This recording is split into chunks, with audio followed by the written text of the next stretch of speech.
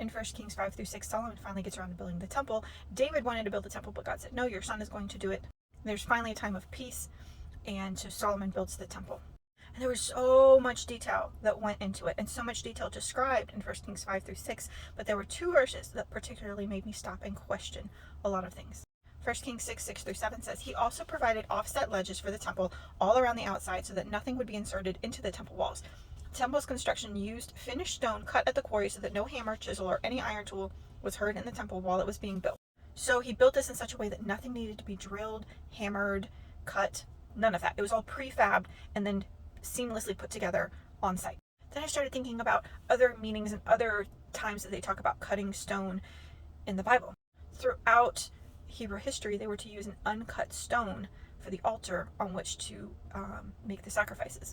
And did you know that Jesus was actually a stone cutter? At that time when he lived, carpenters were actually the ones who did the stone cutting work. I'm telling you, the whole stone thing is so rich with symbolism throughout the whole Bible. It could be its own book.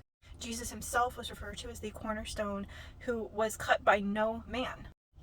If our bodies, since Jesus' death on the cross, are considered the temple of God, what does that mean for us when it comes to all of this symbolism?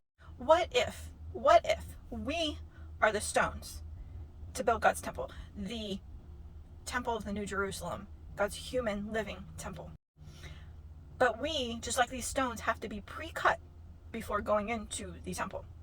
Except for Jesus, because Jesus did not need to be cut by man because he was already perfect, and man's hands, man's works cannot shape the foundation of our relationship with God, which is the whole point of the temple and the altar, is dwelling with God. Man cannot do that through his own hands. It has to be built on the foundation of Jesus Christ.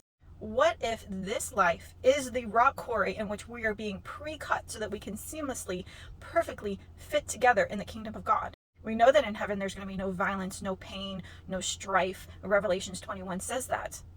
But rather peacefully, we will just be fit together seamlessly and do what we're pre-cut in this life to do in the next. It certainly sheds new light on the current suffering that we go through in this world.